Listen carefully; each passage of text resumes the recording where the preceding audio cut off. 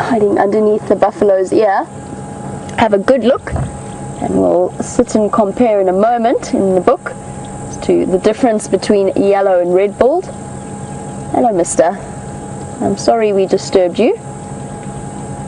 He's giving us that distinctly disgruntled look that buffalo bulls, I think, have perfected the most out of any animal. Oh, cool, look at the way his tail was fanning out there. One amazing thing about both red and yellow-billed oxpeckers is those tail feathers are much more reinforced than, say, something like a starling. It helps to balance them so they don't have to put too much effort when they're sitting sideways on something like a buffalo. Very cool.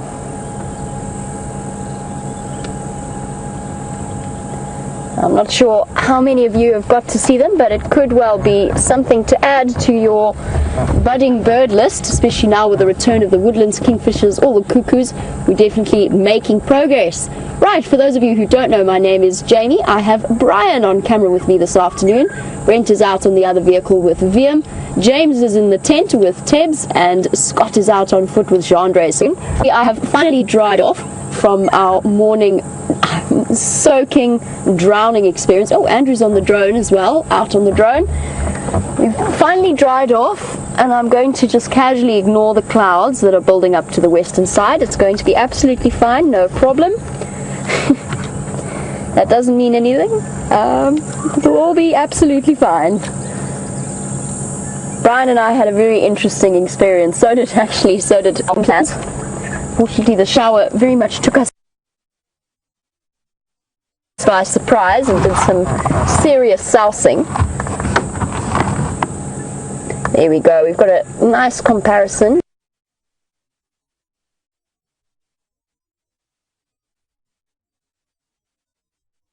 Absolutely fine, no problem. That doesn't mean anything. It'll all be absolutely fine.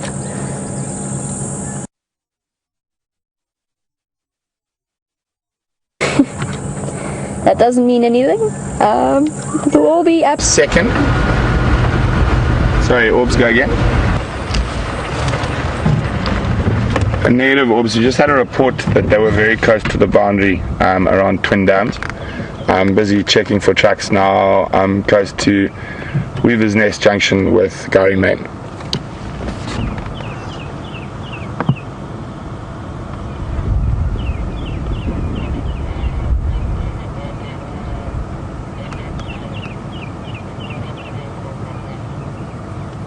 Oh, there we go. VM's found a Steenbok. I'll be with you in a second.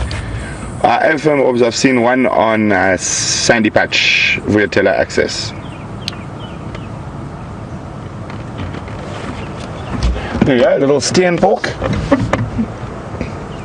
Really interesting little animals. Let's try to sneak a little bit closer. We'll just roll down the hill.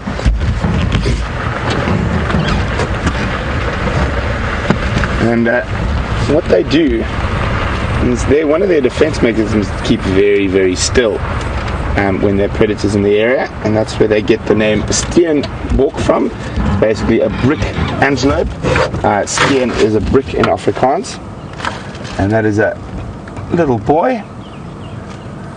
And they're also one of the few monogamous antelope we have in this area. So they will mate for life and live in tiny little territories, probably 2 acres at the most, and they bury their feces inside these territories to try help evade detection from predators. Also, we've seen them doing some quite interesting stuff. Even seen them dig up tubers during the dry season to get moisture. So they are not dependent on permanent water sources, and they are able to get moisture from what they feed on. And normally they dash off at a rate of knots. This little guy is being very, very helpful by not disappearing into the thickets. And maybe we'll see the female shortly. So the big difference there between the male and female is they look almost identical, apart from the fact that the female doesn't have any horns.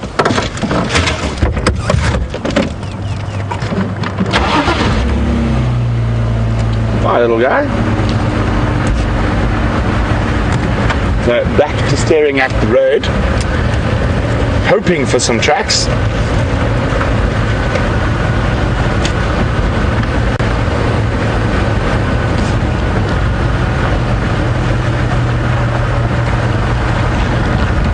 And really excited, you guys saw a yellow-billed oxpeckers.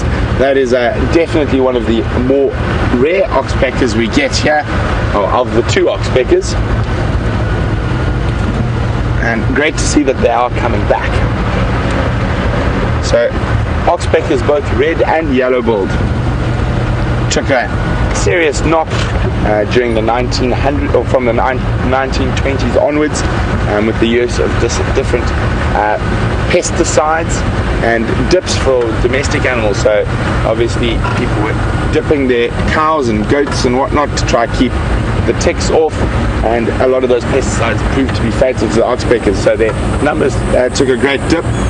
But there's been a huge change in all of that, and people are now using oxpecker friendly cattle dips, as well as a great push to reintroduce them into areas where they have been wiped out, and it seems to be working very well. And you often see oxpeckers far from where they've been removed for about 20-30 years. They're now population starting to come back, so really great good news story that about the oxpeckers.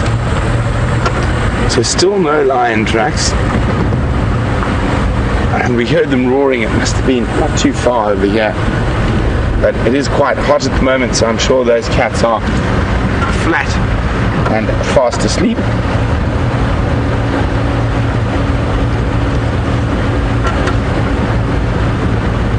So we had the 3 leopards on the property yesterday. The queen of Djuma, Karula, her daughter Shadow, and Tingana, and it's going to be really hard to see any tracks after the rain. The ground's been compacted,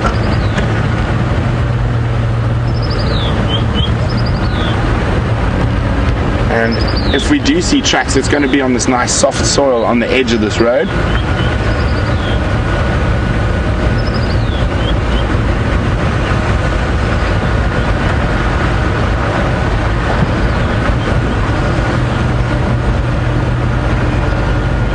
So we found the first baby impala a few days ago. We will keep checking for more.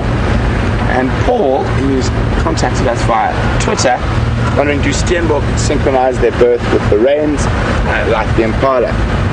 Paul, not that I'm aware of. They tend to give birth throughout the year. You will find a peak during the summer months, but they can give birth throughout the year. Speaking of impala, there's some up ahead and there's some ladies there.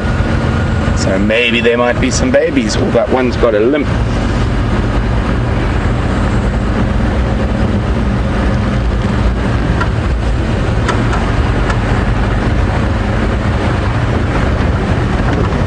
There's a little male crossing the road in front of us there. And let's have a quick look here.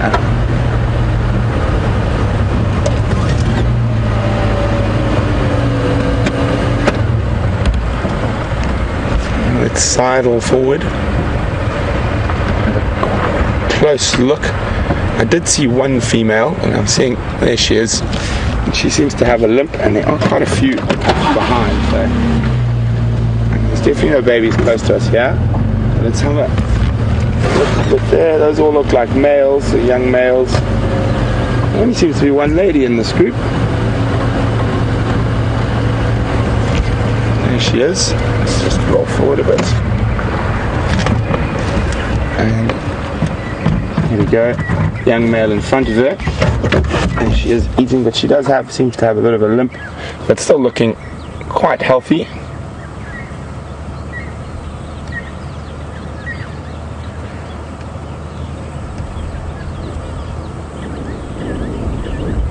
You can see their coats have that sort of flicker.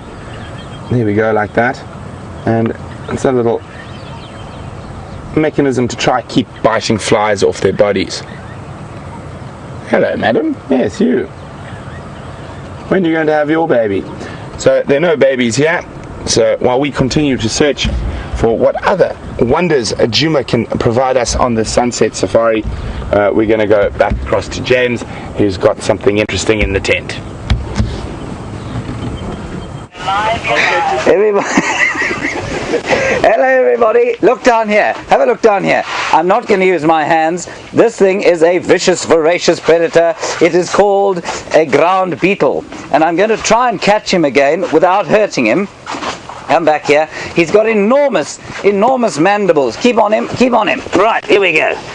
Stop, you little blighter. Okay, Steph will find him. I've got something else to show you though. Sorry about that. He escaped. He escaped as you came across to us. Right. My name is James, in case you were wondering. This is not a water bottle. This is a much more calm member of the insect family who doesn't want to come out of his bottle now. Come on. He is called a regal fruit chaffer. Beautiful, beautiful, beautiful beetle. Who is not coming out. Right, let's look at him there.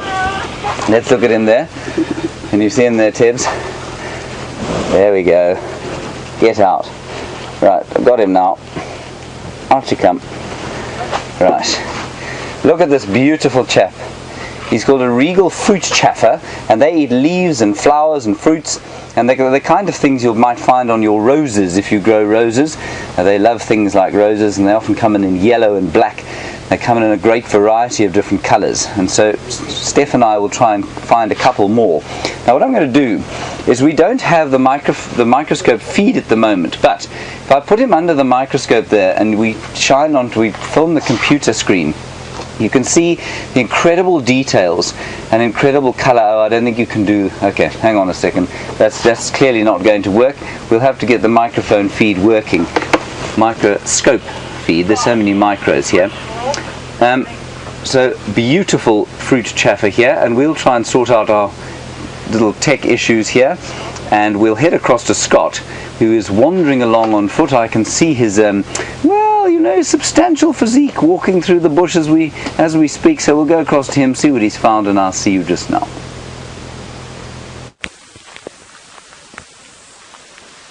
Hello everyone, and welcome to the bushwalk. My name's Scott, and I'm teamed up with Jandre on camera.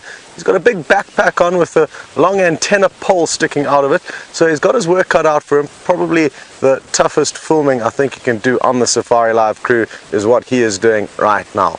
Now in this area that we've just stopped in, I saw some termites flying around. They're tiny little reproductive termites that have wings, and they obviously can fly. The rest of the termites in the colony won't be able to.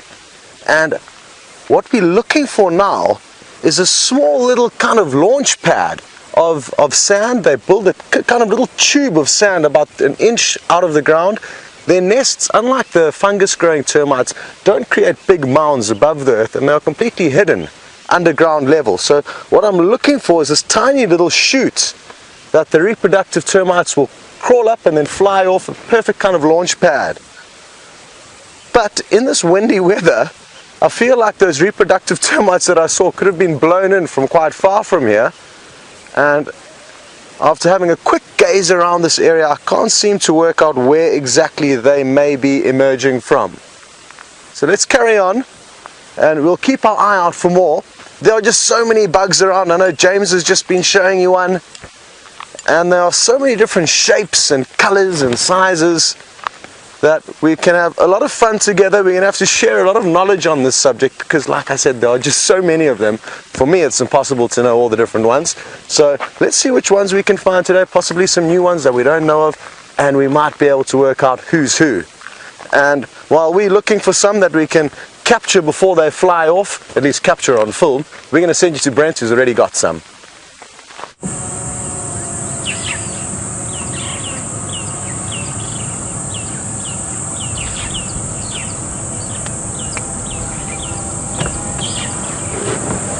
Hi everyone, welcome back. Haven't found any lions or leopards, but we've got a termite emergence. So the alates, the adults, the future kings and queens of a new termite colony are escaping from the ground, and they're literally surrounding me everywhere. And I found one hole here. I know we had a special request to see them coming out of the ground. And you can see this is that species of termite that comes up underneath elephant dung, and you can see how warped the tiny little workers running around and the alates coming through. Okay, there should be a flying ant or an alate coming out now. Oh, there's three trying to get out of the hole at the same time. And it's amazing because around us, I mean, there's thousands and thousands, probably hundreds of thousands of them just up in the air, littering the sky. We're going to wait here. I can hear it. Drongo is definitely taking advantage of them.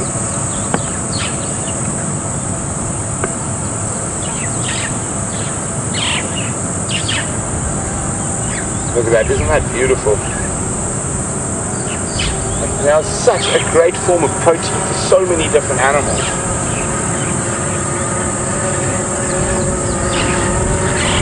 And even right here on the ground, try and see. I think it's going to be quite hard for them to find these things, but there are big sort of red ants here that are running around attacking those termites before they can take off, and they're busy being sort of completely devoured. There's a group over here. I'm just waiting for them to drag it out into the open. Here we go. I don't know if you're going to be able to see it. Yeah? See, there's one of those termites that hasn't even got going, and it's already become dinner to the ants.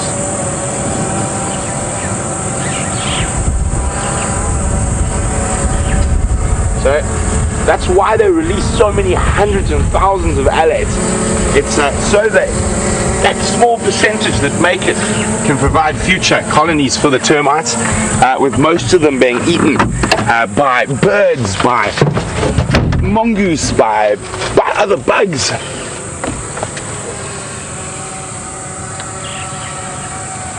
And we're on a Leadwood Road at the moment, a road I have not been on in quite some time.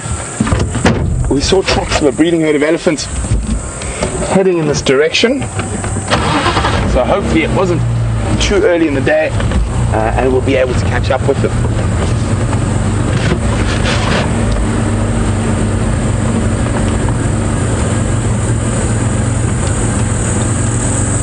So we're going to carry on looking for these ellies as we drive through all these termites. We'll keep looking for interesting things, and now Scott, who's on Bushwalk, has something that would definitely have a feast if it were close to a termite emergence.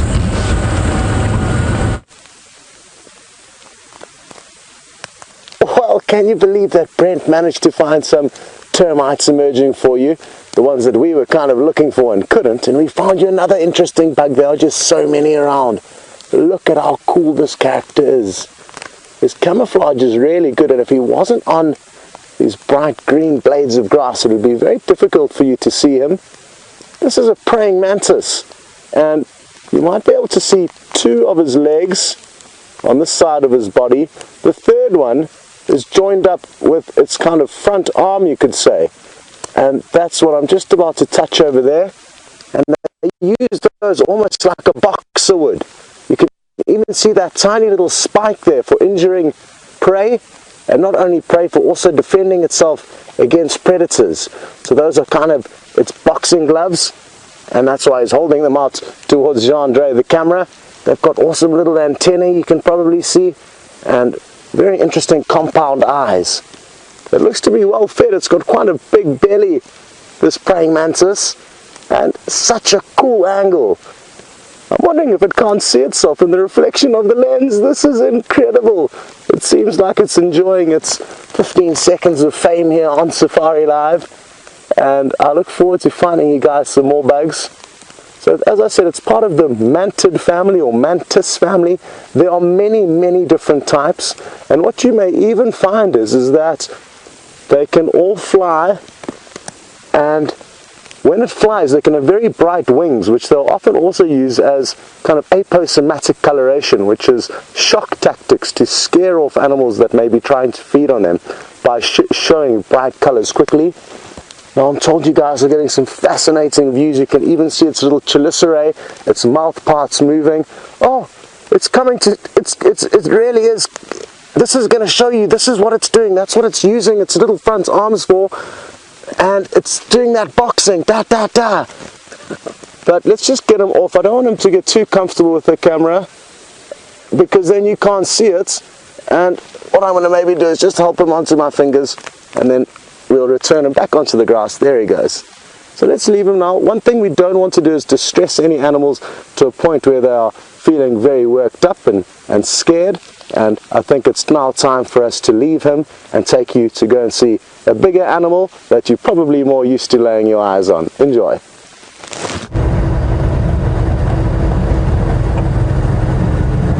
I'm just trying to catch up with these zebra ahead of us. They've been watching really intently. They keep walking and then stopping with their ears up. I don't know what they've spotted. Doesn't seem to be concerning them too much. Now, of course, animals like this one, their eyesight is not spectacular. They can see fairly well, but quite often you'll watch, especially with herbivores, they spot something like another antelope or a giraffe or anything like that, and they spend quite a long time just double checking to confirm what it is, and I think that's what's been happening here. Perfect rear view of two stallions. You can see how thin that black stripe is between their bottoms.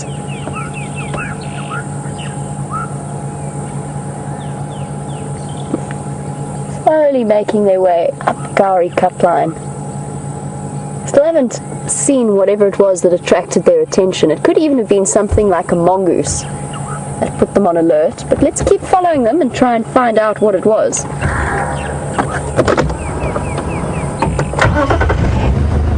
There we go, stopping to look again.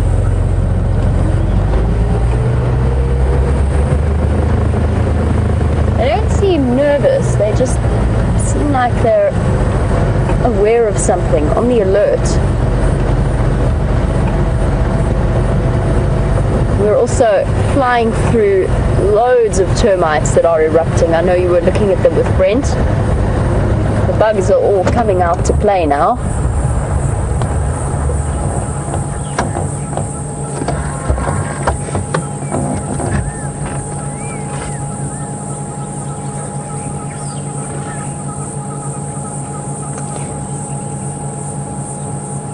I don't know, whatever it was that attracted their attention, they don't seem to be too stressed out. Now, I said that the bugs have all come out to play, and Matthew, who is 9 years old, and you've been watching our show, you were wondering how long it takes a termite or the termite colonies to build a big termite mound. Luckily, we've got one just off to the right of us. And Matthew, the amazing thing about these termite mounds is that it's like an iceberg. So you're only just seeing the tip, and underneath there's a whole network of tunnels beneath that. And this can take, termite mounds can take good 10, 20, 30, 40 years to build a nice big mound, and they last for a very long time. They can last 100 years with the colony of termites just constantly living there. And of course they're always repairing them. Now what I might do, Matthew, is as I go, depending on what the weather does, I might be heading back in that direction. I'll show you where a tree was growing out of a big termite mound that had probably been there for 50 years around the house where I live. And the elephants have pushed over the tree, and because the tree's roots extended into the mound, that's completely broken it open, and I want to go see how fast the termites are building it back up again, and we can get an idea of how quickly they build. Now they can add sort of maybe about that much, between that much to that much on a cool day or at night, because they don't come out during the sunlight. They get very easily damaged by the sun, so they don't like to be out when it's hot.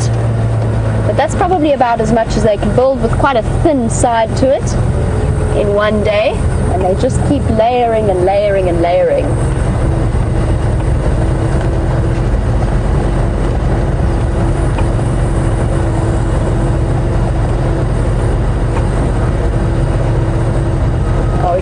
I'm actually driving through a whole load of them fluttering around. They're all erupting. And B. Wilson, I'm glad that you have found them so interesting. Termites are incredible creatures, and that whole social system and social hierarchy that they have, along with the system of vents, and of course we've got different species as well.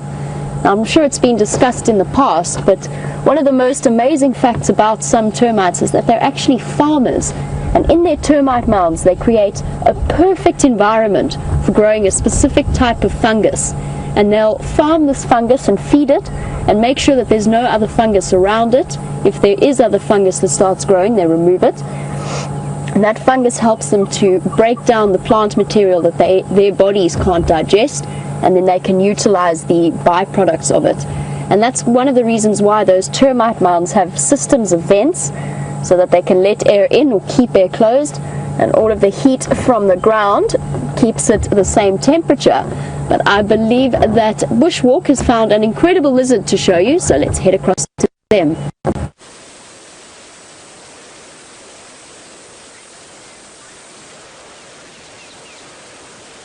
This is an animal we don't get to see very often. It's called a giant plated lizard. And this is probably the best view that I've ever had of one. I think for a combination of reasons. I think it's come out to seek a bit of warmth. There is the odd little kind of ray of sunshine beaming through the clouds, and after all the rain and cool weather this morning, this cold-blooded reptile will be seeking out warmth from the sun. But more importantly, the flying ants, these flying termites or reproductive termites that are out and about, are going to be a huge and easy prey opportunity for this lizard. And I think if we're patient, we could well see it leap out a few inches or centimeters after some prey and then return back into the refuge of its hole. Now what we may find is that it has already fed on quite a few of these flying termites, and that's why it's not hugely concerned at the moment. It's kind of the time of plenty for insects.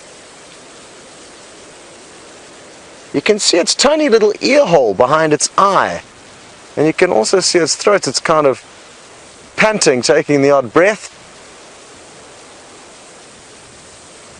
and it will live in the burrows within this old termite mound. So it's probably got a network of burrows within this termite mound that it can scurry into if it needs to escape, and they typically don't actually stray far from their burrows.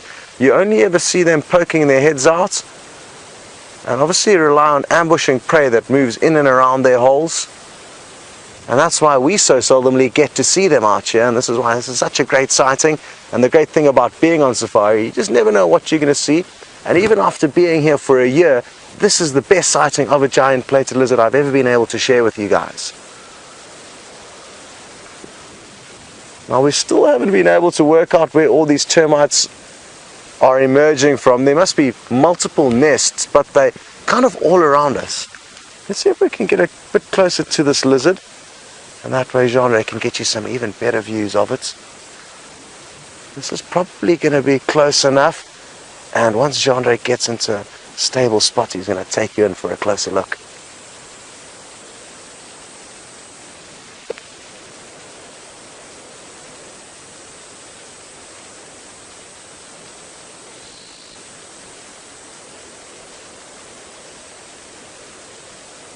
Absolutely awesome.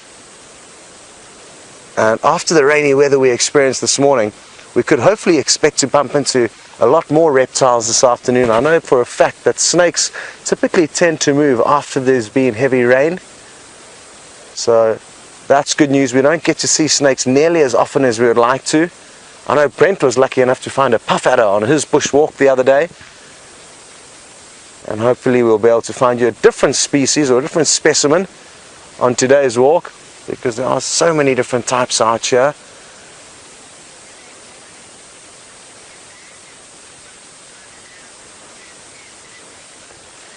Now we've got an interesting question through from Lael, and he would like to know if animals need to wait for the other hosts or other kind of inhabitants of these termite mounds to move in before, or do they communally live together with different species, kind of many different species living within one of these termite mounds? And Lael, it's a great question, and interestingly enough, you'll find that many different animals actually co-inhabit these keystone structures in the African wilderness. Now they're called keystone structures because if it wasn't for the termites, so many animals like this giant plated lizard, like porcupine, like hyena, even leopards to a degree, jackals, so many animals. I don't know if I mentioned hyena, but so many different animals rely on these termite mounds as structural homes. Dwarf mongooses are another one. And they kind of tend to share them. They've got timeshare agreements. And if I look at this one, there's many different holes, and there's quite a big hole down to the left here, where another animal like a kind of porcupine may have lived. Maybe another animal like a genet or a civet may have seek refuge there during the daytime. So many different animals will live in the same holes, and I know for a fact that porcupines and hyena, two unlikely digs mates, were actually sharing a termite mound together on one occasion, and it probably has been documented on more times than that. Great stuff. We're going to leave this lizard here. It doesn't seem to be too active. Might give you one last look of it and then carry on through this riverbed. We're moving through this area in the hope that we may find some tracks of Karula. This was the last area that she was moving in, and Karula is a female leopard. So we're hoping to try and find her, but after all the rain this morning, it's going to be difficult to find her tracks unless they're very, very fresh. Now, Auntie Lynn's asking a good question, because we can only see the head of this lizard poking out, and she would like to know how long would this lizard get to. In this area, oh look, there's an ant on its head. Can you believe that? That ant should be careful where it walks, because if it goes anywhere near those lips, it could just open its mouth and the job will be done getting its next meal. That wasn't that exciting. Sorry, Auntie Lynn, these animals probably don't get much bigger than the individual you're looking at now. And again, we don't see them that often, so I don't know a huge deal about them. But they're about 30 centimeters in length, which is about 12 inches when they are fully grown. And I would say kind of the circumference of his body is similar to that of a golf ball. As a rough idea, a slightly flattened golf ball, an oval golf ball. But like I say, I don't get to see them very often, but I'm fairly certain this one is fully grown and that they don't get much bigger in this area. So we're going to carry on now, like I say, checking through this riverbed. It's not as sandy as I would like it to be, and if you take a look here, I mean, if I stand down with my foot, I have to push very hard and you can't even see my footprint there. So now imagine if a leopard is just walking past very daintily on all fours, how difficult it will be to see her trail. Now, on top of the fact that this ground's quite hard, there's also been a lot of rain that would have actually washed away whatever evidence there was that she was here. Doesn't matter though, we are going to keep fine combing this area, and maybe we'll be able to hear some alarm calls from squirrels or monkeys. Some of you may remember a few weeks ago when we stumbled upon her just after she had killed the vervet monkey, and she was just beginning to feed on that, and that was about a quarter of a mile behind us.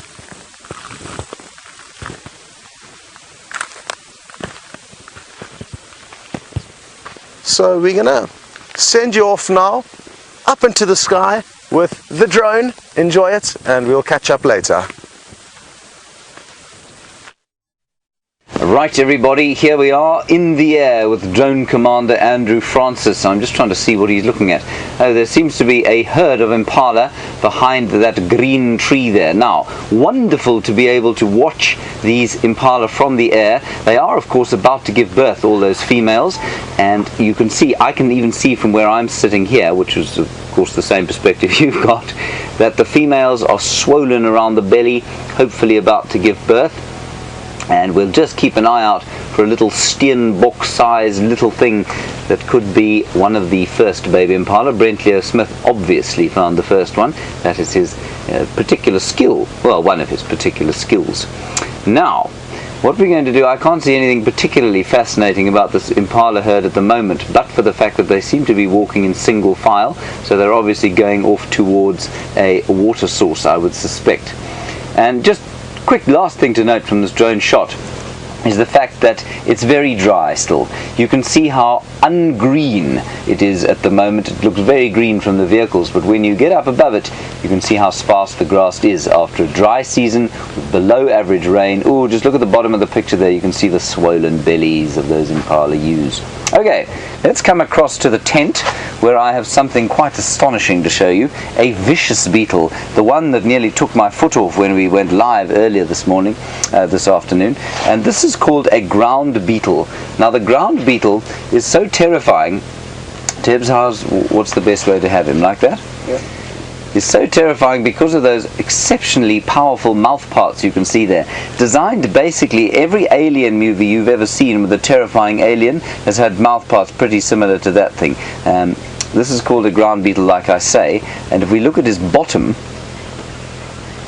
not only is it the teeth or mandibles that are terrifying, it's also the back end there which is able to spray acid and various other nasty chemicals. Now these are voracious predators. They eat other insects and anything basically that they can get their nasty little mandibles into. Right, we're going to release him into Tibbs' pocket. No, we're not really going to do that at all. Right, okay, that is the ground beetle. And I think what we're going to do now, I can see Scott Dyson is really taking his life in his hands at the moment.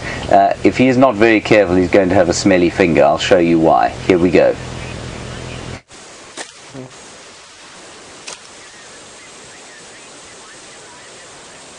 Hello everyone, and I'm taking a bit of a chance here. This is a stink bug, and it's appropriately named because if you disturb them, they will excrete an incredibly smelly odor from their bottom. It's kind of a liquid that covers you, and it stinks for a long time. But if you're delicate with them, they tend to leave you alone. Look at how cool it is.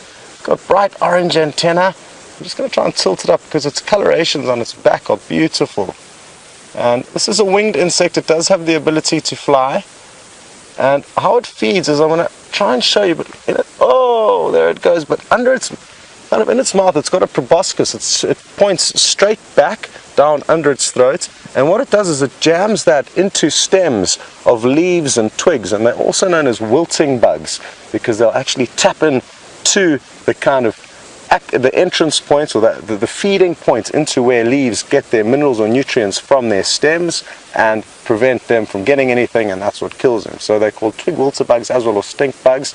So interesting little bug. Now something else that's happening here is it appears that some snails are having some fun, and they appear to be rolling around in the foliage here, and it looks like they're planning on making baby snails while they're at it.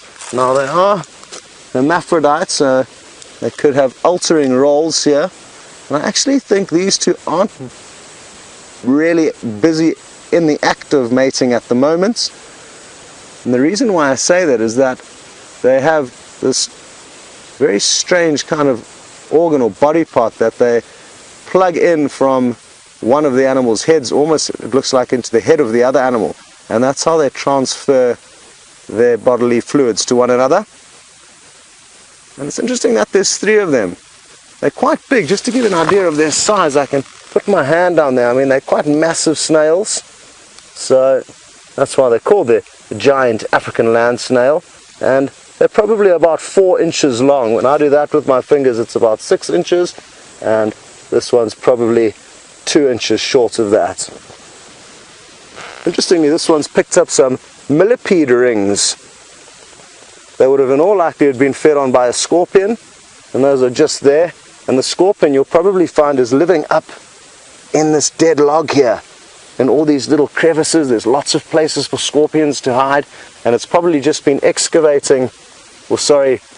moving these little millipede rings, throwing them out of its house down here as it moves off. So there's a lot of things going on in nature. Once you just stop and take a closer look in and around the undergrowth, rather than just looking for the big things, there's a lot of interesting things that you can read into if you stop, take your time, and really start exploring between the gaps.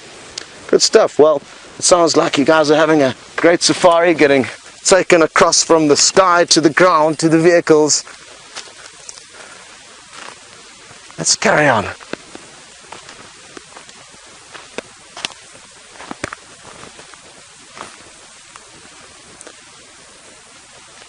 hello to Rich King, and thanks very much for letting us know that you get something very similar to the stink bug in the UK, and that's called the shield bug. And you'll probably find, Rich, that a lot of the animals are very similar, and they may just have different names in different countries or different parts of the world. Now, the great thing again about being on foot is you don't have to travel too far to find something interesting. And just below us here is some evidence that an inspector from a crime scene could be able to gather some useful information from. So I'm just going to stop over here, and I'm going to ask Jean to kind of zoom in wherever I'm pointing the stick. And at the moment, you may see something that looks like fur. I'm sure a lot of you will agree that's very furry. Hundreds of pieces of matted up fur. In and amongst the fur, you can see shards of bone. In and amongst the shards of bone, you can see pieces of a hoof. So, this is obviously leopard or lion dung. You can see, as I say, the fur that the animal would have swallowed, the shards of bone, the bits of hoof, so evidence that a predator has walked down this riverbed and stopped for a toilet break exactly where we're sitting. And for me, it's an exhilarating feeling, even though this is very old, possibly as much as a year old. Just the fact that I know I'm sitting somewhere exactly where a predator has been walking is such an exciting thought for me, and that's what I love about interpreting things in the bush, tracks and sign, not only about seeing the live and living animals, but trying to piece the puzzle together of about what has happened when we are not around. Anyway, we're going to continue up this riverbed and send you up to Brent, who's at a waterhole.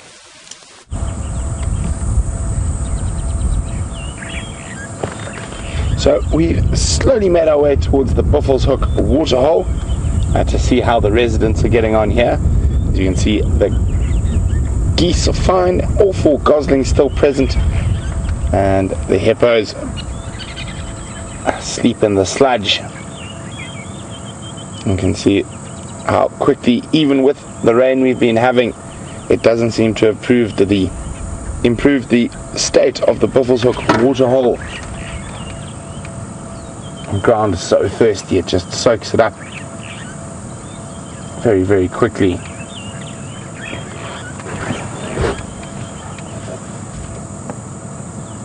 Oh, Wiem spotted something in the tree. Or if we go to that dead knobthorn tree, and to the left hand side, there is a juvenile African fish eagle. He's obviously taking advantage of the catfish and tilapia that are right below the surface, now forced there by this low water.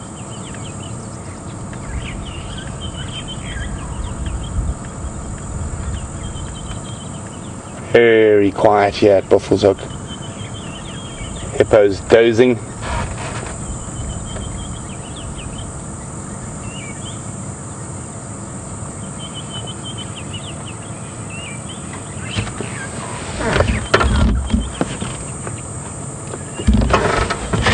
So this little bit of rain has caused quite a sort of burst of growth. Lots of green grass, lots of flowers coming up, and some of the trees starting to flower. And Carol's saying, wow, isn't that incredible? How good this must be for the grazers. Definitely, Carol, but unfortunately that grass is going to need a bit of more prolonged rain and heavier rain to actually last through to the dry season and through the dry season. So not quite there yet, but hopefully we do get a little bit more rain. We can see, what is VM spotted? Ah, termites. More termites emerging from the ground.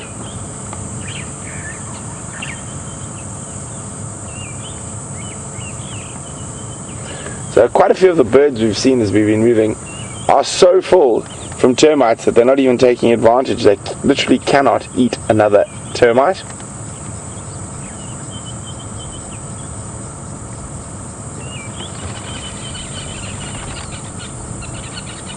And well, that seems to be all that's happening at Buffalo's Hook at the moment. The hippo's lying in the mud, and Mama Goose has gone behind with the goslings. Might pop out between the hippos and just see her head over the hippo's back.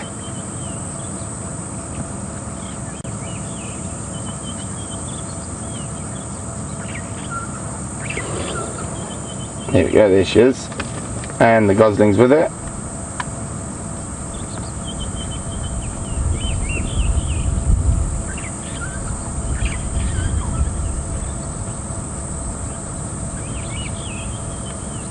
Very peaceful scene.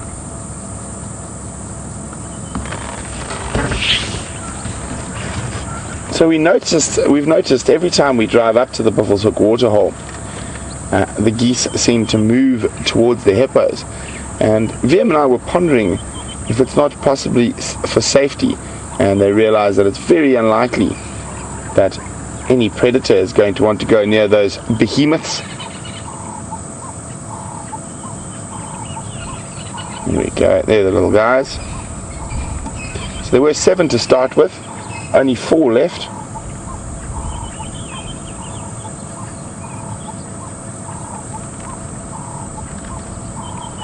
Which is normal in nature. A lot of youngsters don't make it through to adulthood, and they become snacks for other animals.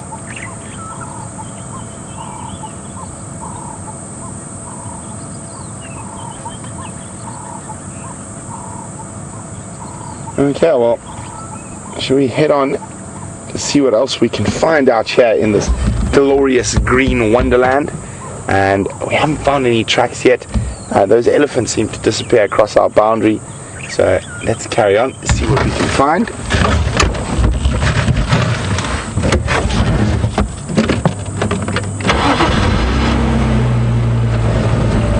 Bye bye hippopotami.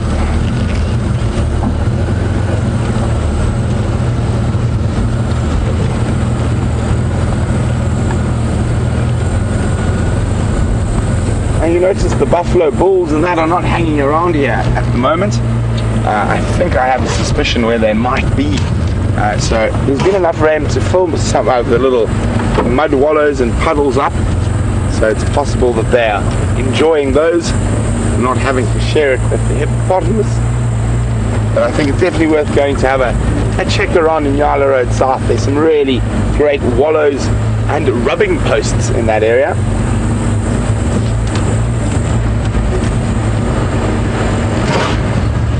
So guys, I'm about to go through a little dip. Occasionally we do have a bit of signal breakup here, so do bear with us if it does happen.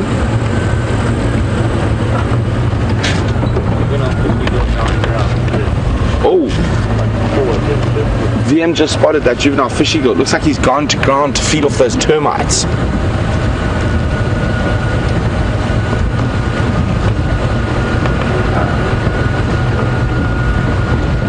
Far from the crest there. Okay, just gonna go really slowly.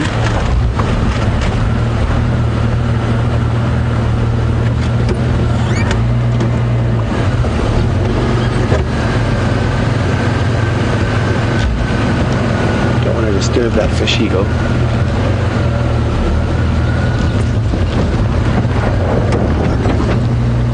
Spotted him, he's just there, but I'm worried he's going to fly as we come up. So we'll get, tell me when you got a safety there.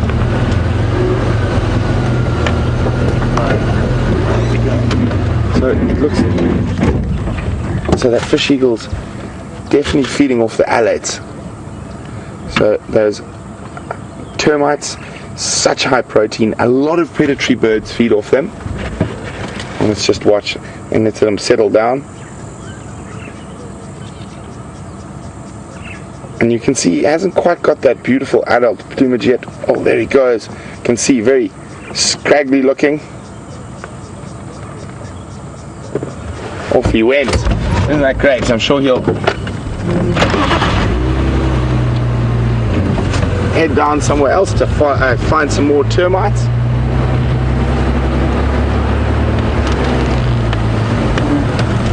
So, as I said, everything really loves these alates and is feeding extensively off them at the moment. So we're going to go back to Scotty on the bushwalk, who's got something else eating termites.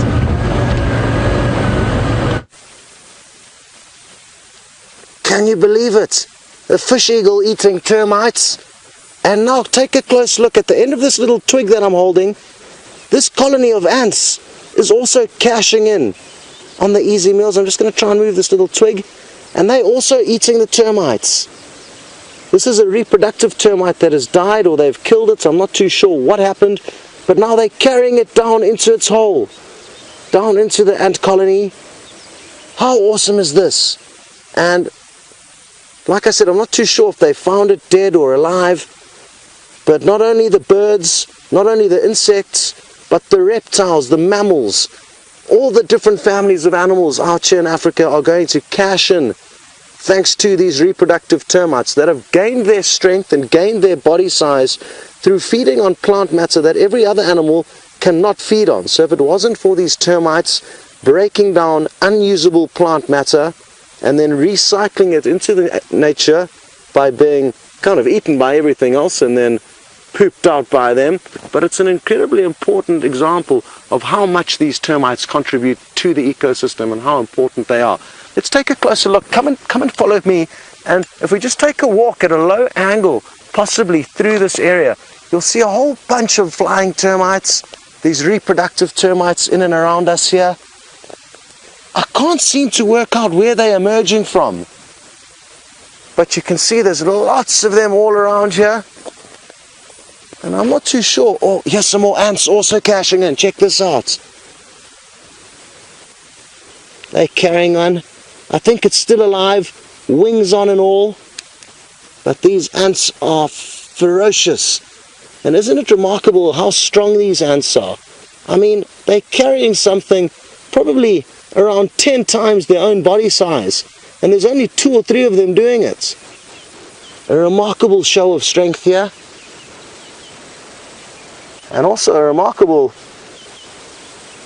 scenario of how cruel nature can be and how harsh nature can be. These reproductive termites may have only left the ground minutes ago, and already they are being persecuted by, in this case, ants. Up at Buffalo's Hook Dam, it's by fish eagles. They just can't escape.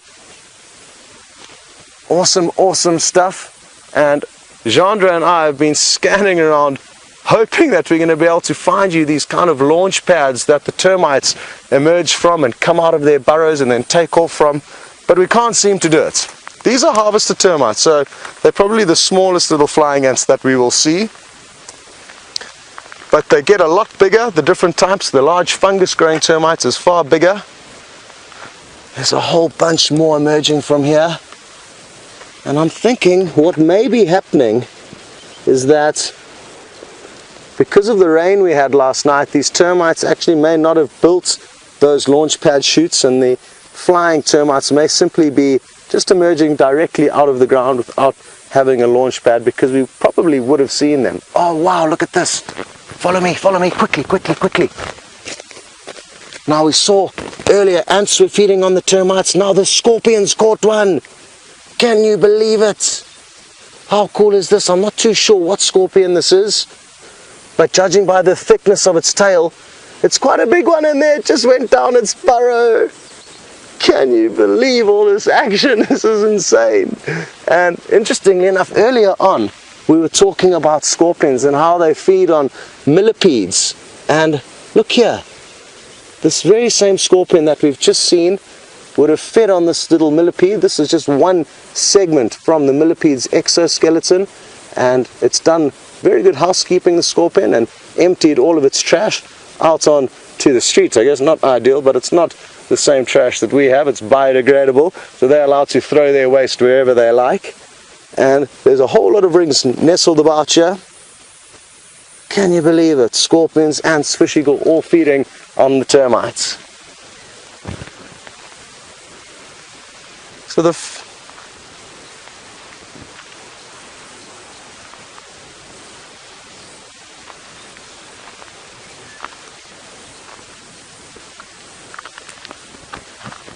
now what else can we find running around here?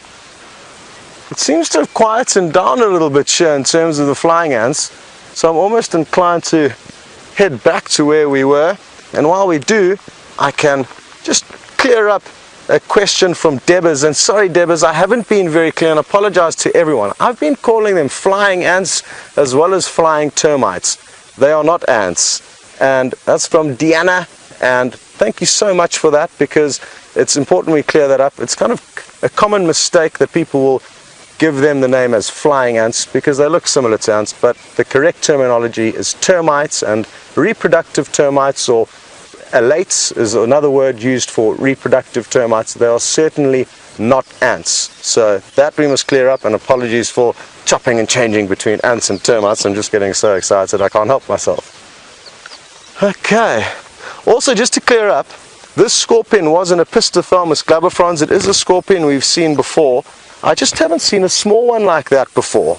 That's the smallest one I've seen, but the fact that it lives in that burrow like that indicates to me, oh, it's out again. It's come out and caught another one. Here it goes, running back towards its hole. And it's got one caught in its mouth. Let's wait here a few moments, and then I'm sure it's going to come out again, and we'll be able to see it catching its next prey. So if you haven't seen a kill on Safari Live yet, now is going to be your first time. I can assure you that it won't be long before this scorpion comes out and starts searching for the next flying ant to feed on. While I say that, there's more ants right here, carrying them off.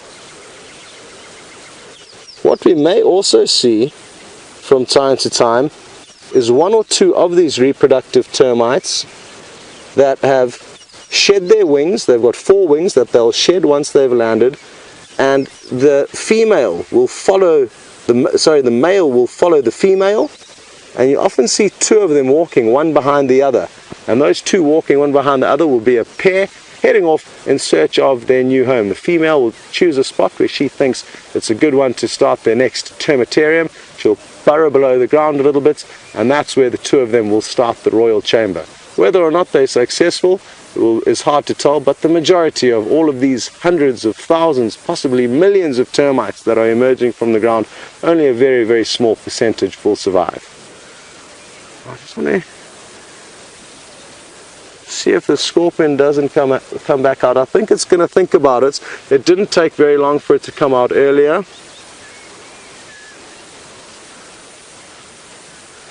Now, for it to come out during the day, it's quite a surprise, and that's an example of how the going is so good now that this scorpion is going to be out and about during daylight hours. It's not common for that to happen. Oh, here it comes, here it comes. Now, it's a little bit nervous of us, understandably, because we are big, but I did see it kind of creeping out of its hole a little bit earlier. And I think while we wait just patiently and silently for it to come out again, I think it may be a good opportunity for us to send you back into the safari tent, where James has actually got one of these termites under the microscope for you, and you can take a closer look at it. As soon as the scorpion comes out and starts to do some more hunting, we'll be sure to rush you back here. Louise, and hello everybody. We had the microscope feed here, but unfortunately the computer seems to have shut itself down. I'm going to fling it into the clearing as we speak. So what we're going to do is pick up this termite here. This is a soldier termite, magnificent soldier termite, and you have had, I have to tell you, an exceptional experience there with Scott. Watching those ants kidnapping and taking those flying termites away into their burrow is just absolutely incredible. And then to follow it up with a scorpion, equally absolutely fantastic. So this is the soldier termite that should have been protecting the alates from being eaten. And I suspect what happened was the alates came out of their mound, went off on their nuptial flight, and unfortunately were waylaid by a gang of pirates, aka the ants, that caught them and took them into their burrows. So this is the soldier termite, and you can see those vicious mandibles on his front. And those will draw blood in a human being. I caught a little one, well, Steph caught a little one, and he actually bit me, and I squealed like a small child, but that's okay. I'm not going to allow this one to bite me. We're going to let this guy go a little bit later now. Now, we did also have a dung beetle. Steph, where did our dung beetle go? It's in my bottle. By my chair. Right, we're going to let the termite go. He's going to be a flying termite very briefly. There we go. He's now a terrestrial termite again. Now, the interesting thing about this dung beetle is not so much the fact that he's a dung beetle, but the fact that he's got mites on him. Now, the most amazing thing, can you see those yellow mites, Tibbs? Now, I told a story on Drive a little while back there, those little yellow things that you can see underneath there, in the mouth, just sort of around the mouth parts. There, those little yellow dots. Those are mites, and those mites are the navigators of the dung beetle world. Without them, these dung beetles would fly around until they ran out of energy, crash to the ground and die. And it's the most amazing thing. They imported a whole lot of these dung beetles into Australia once to deal with the scourge of flies brought about by the sheep. As we all know, there are more sheep than anything else in Australia, and because of the dung of the sheep gave rise to a huge number of flies, and they needed to do something about that problem, and so they imported these dung beetles to Australia. But they sterilized them and sprayed them with all sorts of things before they released them, and what that did was to kill the mites, and so the dung beetles flew around and then died and didn't eat any dung, and the fly problem became extremely worse. So they did a bit of research, re-imported these dung beetles, left the mites on them, and lo and behold, Australia is now relatively fly-free, although the number of sheep seems to be the same as it always was. Marvellous stuff. Right, that is the dung beetle. I'm going to let him fly. He may fly off. Nope, he decided to kamikaze onto the ground. Now, what I think we're going to look at is the drone, if we can. There are some beautiful, beautiful pictures of the sky. Oh, sorry, we're not going to go across the drone at all. We're going to go across to Jamie, who's looking at some anvil cumulonimbus clouds. They are really, really stunning. I'll see you just now.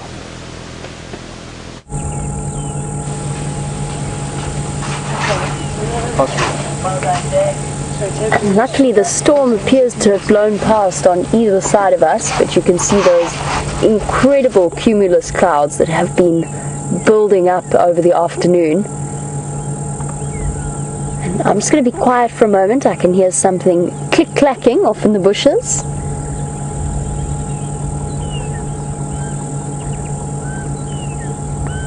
Now, what we saw earlier when we first arrived here was that two kudu bulls are sparring, and I'm going to try and get us a view of them. I don't want to go in too deeply because I've also seen something incredibly exciting, which is my first baby impala. It was very skittish and it dashed away with Mom into some thick bush. So I don't want to pursue it or make it feel threatened in any way, but hopefully once we go and look for those male impala that are sparring somewhere there, we might get another glimpse of it. There's a couple of spectacular kudu bulls in here. They're just feeling a little camera shy. Let's see if we can get around and find these kudu.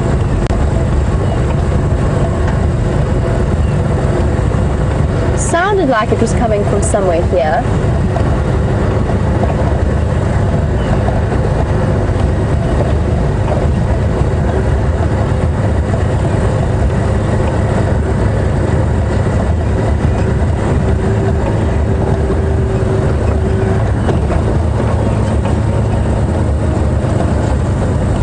One of our kudu bulls. I think they've stopped for the moment. I've got the two that were fighting. Let's see if when we reposition they might carry on with their fun and games.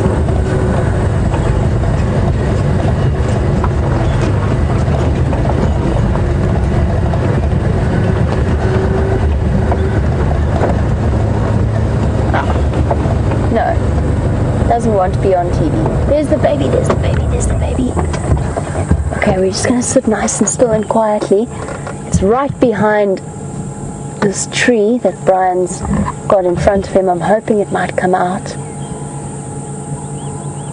Oh, baby impala is so exciting. It's my first one, finally. It only took me 2 days longer than everybody else. No, we're not going to be able to see it. They're now moving in the opposite direction. We should just skittered off into a quick bush. Now I'm not going to obviously be following off-road a young impala lamb that's probably about a day old. I think we'll leave it alone. I'll try and see if we can get another view of those kudu from a different angle. But we'll be seeing these little lambs more and more now. I'm glad because I was starting to think that I was going mad. but I still hadn't managed to see one.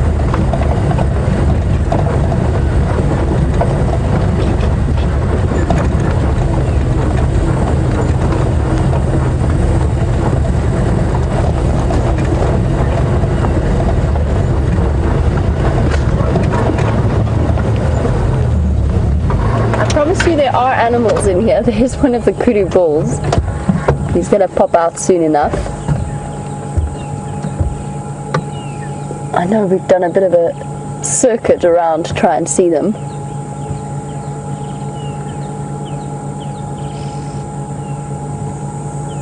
You guys finished playing now? I think so. I think it's this. We see a group of about 5 very large kudu males quite regularly, and I think this is the group we're looking at now.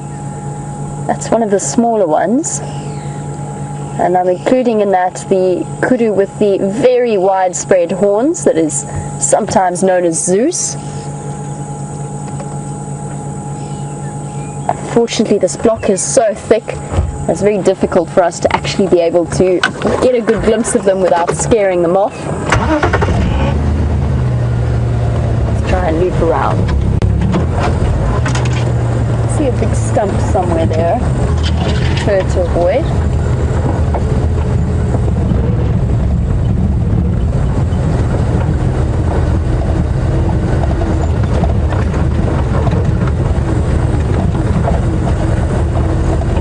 Ladies, there are some very pregnant impala standing around here. I think this might be the same herd that Brent saw with the first impala lamb. So far I've only seen one, but all of these girls look like they're about to pop.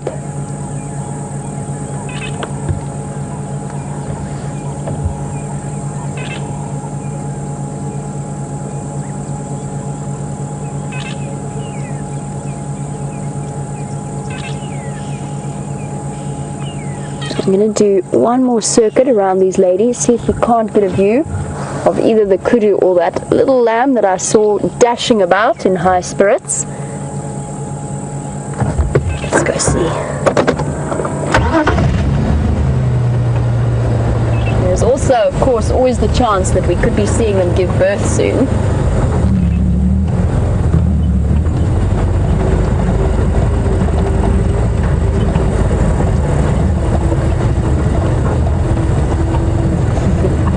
As we are bumbling about off-road, I have a question from Curious One about what do you look for to avoid holes in the ground.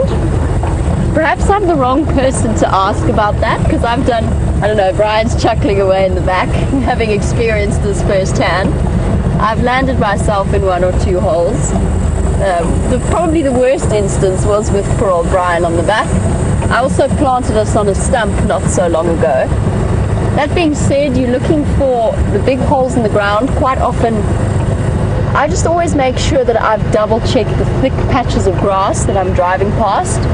I'm sure that, and if I see anything like these, the open aardvark holes, then I know that the area around them, I now know, let me put it that way, I now know that the area around them has the potential to disappear at the drop of a hat. And somewhat unexpectedly, but those are generally what we are looking for. Little one, keep hiding away.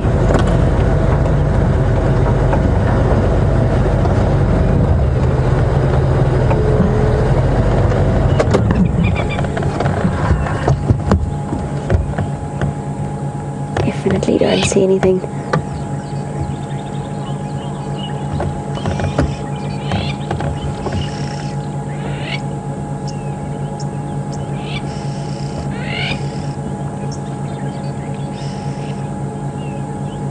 Bob, you've raised a very interesting point, because I'm trying to see if any of these impala look like they're about to start giving birth, but I know that around this time last year a wildebeest recorded a live birth of a wildebeest, so Liam, our cameraman, hence the nickname. Lapwings are cross. Bob, the wildebeest, I think it's to do with the rains, the fact that we haven't been seeing them as much. Not sure actually what disturbed them, but they're very cross, making a lot of noise. Might even have been another crowned lapwing that came into their space. Bob, the wildebeest, I think it's to do with the weather. The rains have been low. So last year the rains were low, and now this year they've been low again, even though we have had a couple of downfalls now. And the wildebeest are going to start moving towards the gabbro areas. So the gabbro soils with nice big open clearings with fresh green grass shoots.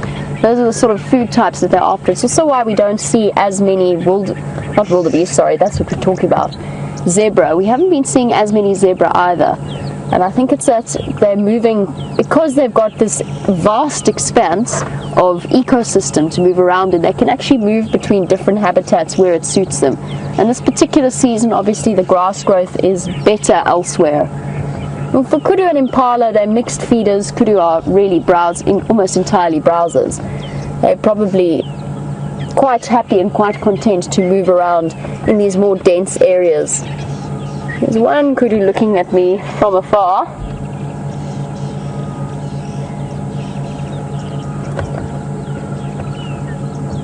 I've counted about 6 kudu bulls now moving through.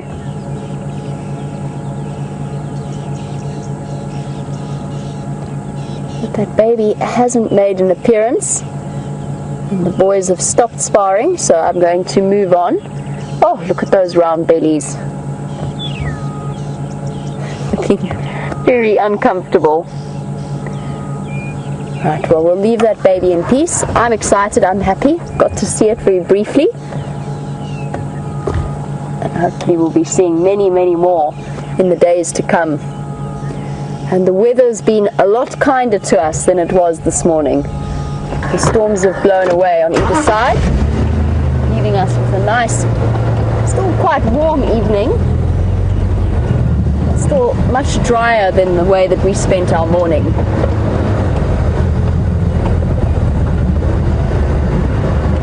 What's been very interesting to observe is this particular impala herd barely moves away from this area.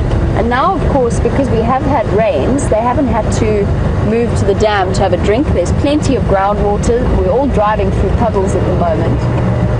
It's amazing how little how bunched around the same area they've remained. It's a combination of just natural behavior, and then of course the fact that they are pregnant, so they can't move too far with their babies.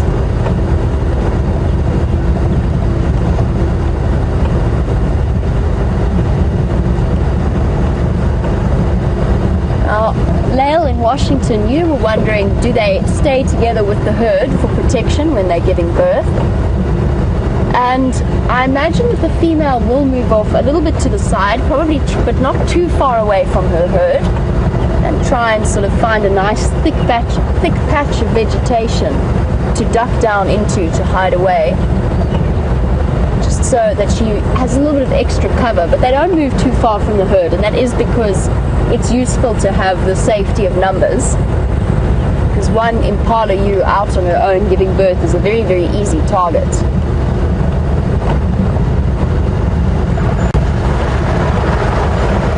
And one thing we have noticed is that there's a lot of terrapins moving in the various puddles on the road, so we're driving through nice and slowly so that they've got plenty of time to surf out of our way. Lots and lots of them. It's amazing how fast they manage to find those puddles in the road.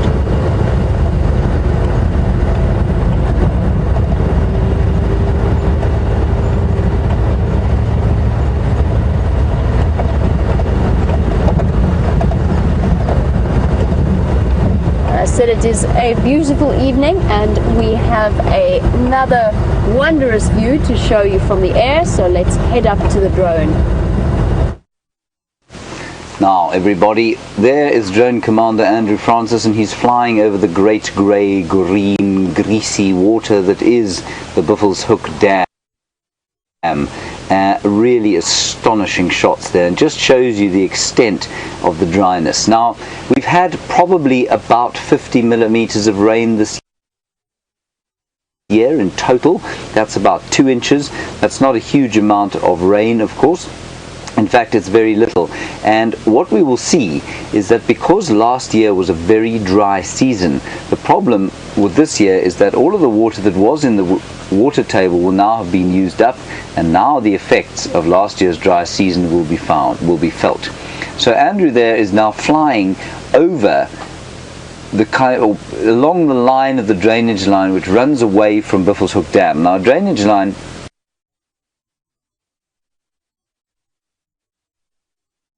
is a dry stream. It will normally be a tributary of a much larger river, and as he lowers the angle there, you can see the line. If you look carefully, you can see the line of tall trees, and those tall trees are born of the fact that the water table in that area is much higher. Those are the drainage line areas, and there will in some cases be water under the ground that the elephants will be able to dig up, but many of the other animals won't, of course. So that drainage line will feed down eventually probably into what is the Sand River, which is about 5 kilometers to the south of us, and some of them will feed into the Mlulwati, which I believe is not in fact a tributary of the Sand Rivers. It goes into another river in the Kruger National Park.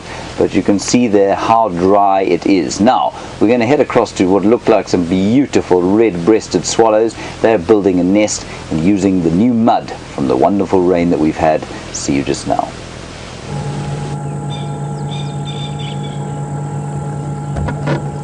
Generally, after the big rains, we don't always see some of the bigger animals, but we do get wonderful little red-chested swallows and all manner of interesting creatures coming out. And that pair of birds, they were collecting mud from the edges of the puddle in their beaks, and they're going to fly off and they're going to find a nice overhang or a rocky place, sometimes under the eaves or the roofs of houses.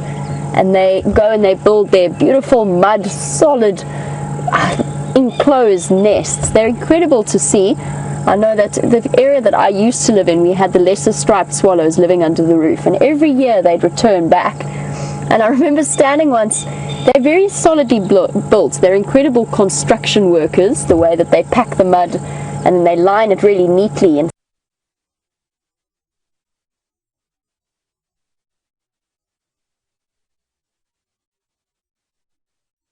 inside the cabin. I don't have a picture, unfortunately, because I didn't bring all of my books. I was a bit scared it was going to rain on them again. But they line it really nicely with grass and soft leaves and feathers, and the babies all stick out of there. But every now and again, the swallow gets it wrong, and they don't build it as well as they should. And I remember standing on the entrance to our kitchen where I used to work, and an entire swallow nest fell on my head. And let me tell you something, that was very hard, actually quite painful, and I ended up with a significant amount of mud running down my shirt. I wanted to just see if they were going to come back, but I don't think they're going to. But we're chatting about nests, and I believe that Scott has a nest of his own to show you.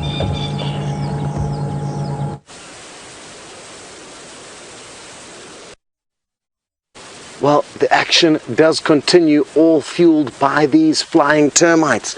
Take a closer look at this.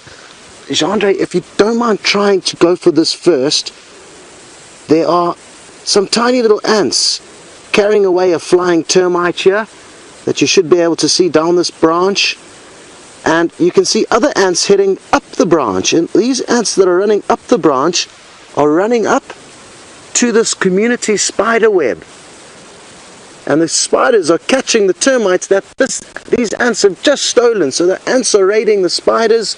The spiders, if you take a closer look over here, this is really interesting. They're all fighting over one another for these flying ants. There's one flying ant over here that they're kind of all busy squeezing on and feeding.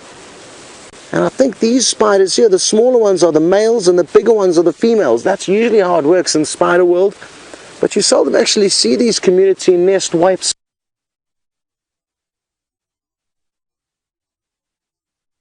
Spiders out and about as much as this. Look at the way they in these flying ants, and that's what makes them so attractive to all the animals out here in Africa. This is the second arachnid that we've seen feeding on these insects. The first one was a scorpion, now the spiders. Early on a fish eagle, ants. And the spiders don't seem to be trying to defend their web from all the ants. Jandre, maybe if you'd come around this side of the web, you'll be able to see all these ants infiltrating. And what's interesting is that the spiders don't seem to be paying them any attention whatsoever. Possibly because it's just such a bounty going on with all these flying termites out and about at the moment that they don't care. But here they all are, just helping themselves straight into the web. And there's quite a few spiders all around here. There's another one, quite cleverly, it's feeding all on its own out on the periphery here. So it's not kind of at the main table. And by coming out for a little picnic on the outskirts of the web, it seems to be making sense, because now it's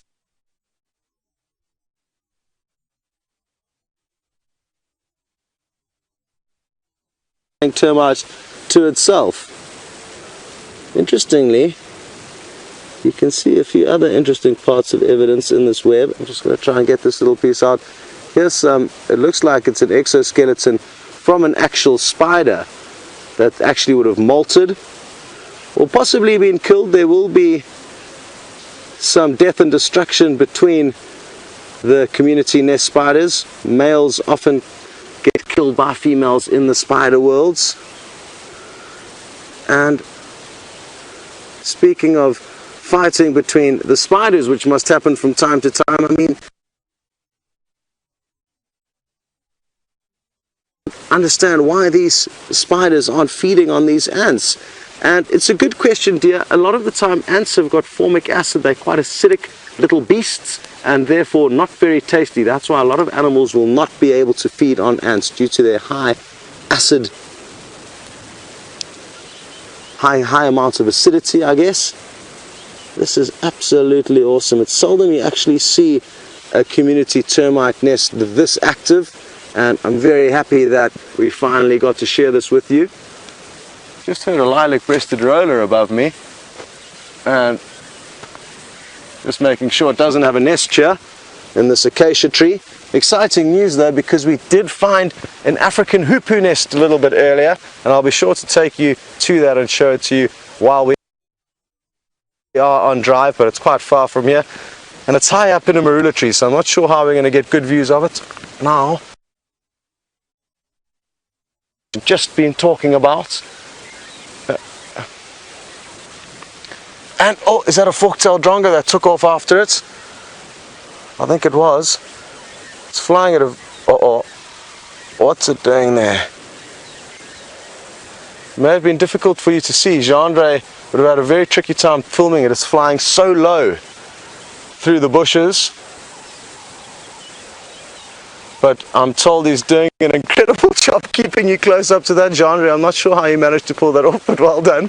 And I was saying, that African harrier hawk not only will cash in on the flying termites, but it's kind of specifically adapted and evolved to feed on chicks that live in cavities, or animals that live in cavities in trees, and they've got the ability to be able to kind of bend and weave,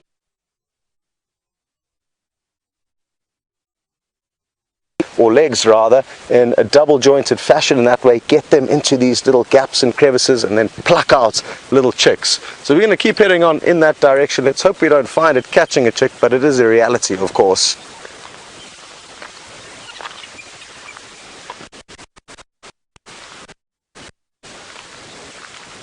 What a wonderful afternoon it is, and with all the small stuff going on around us, it's quite easy to forget that there are some big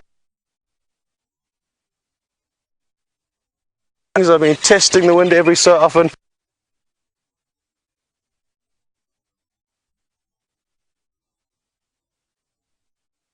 It's a very still evening with not much wind movement. You can tell from my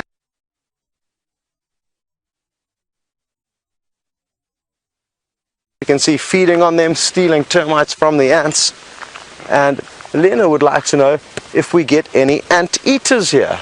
And we certainly do, Elena. We get the aardvark, which feeds specifically on termites, and also the pangolin, which again is a termite hunter. And the pangolin, I guess, could be related to an armadillo to a degree. It's got a very hard plated body, and when it curls up into a ball, it's just about indestructible. So that's the pangolin. We don't get to see them very often here. They're kind of more nocturnal and quite rare to see. I've only seen one in all the years that I've been in the Sabi Sands. But we also do get the aardvark, which you see probably more commonly than the pangolin in this area. It's a large pig-like animal with a long snout and an incredibly long tongue that it can use to stick into little burrows and holes once they've excavated with incredibly powerful claws.